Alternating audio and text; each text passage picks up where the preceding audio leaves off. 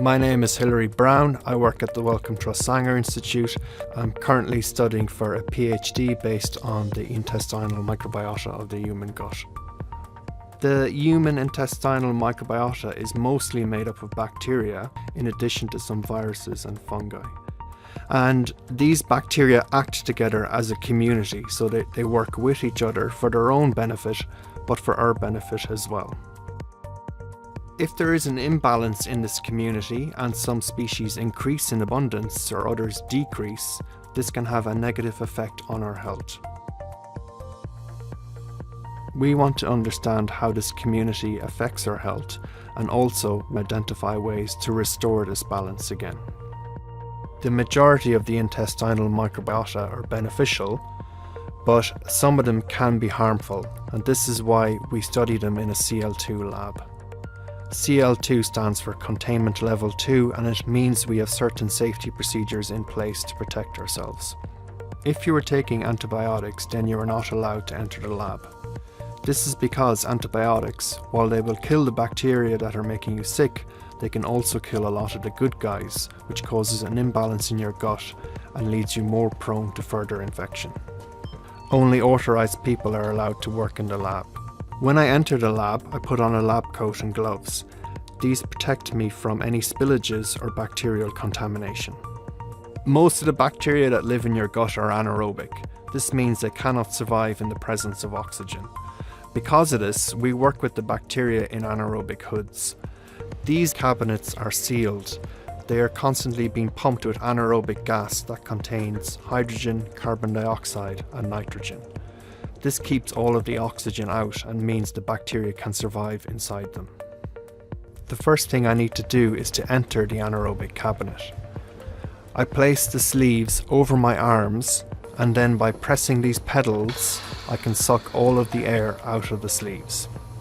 The other pedal then blows more anaerobic gas into the sleeves. I repeat this process 3 times to ensure I've removed as much oxygen as possible before opening the doors and entering the anaerobic cabinet. To study these bacteria, we need to grow them on agar plates. The agar that the bacteria grow on contains lots of nutrients that would also be present in the human gut.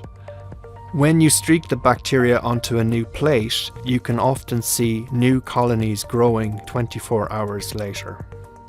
Here I have an individual bacterial species growing on a plate. One of the jobs I regularly have to do is to restreak these onto new plates. This is because the bacteria will use up all the available nutrients. When I am working in the anaerobic hood, I have to work aseptically. This means working as clean as possible and trying to prevent contamination of my experiment.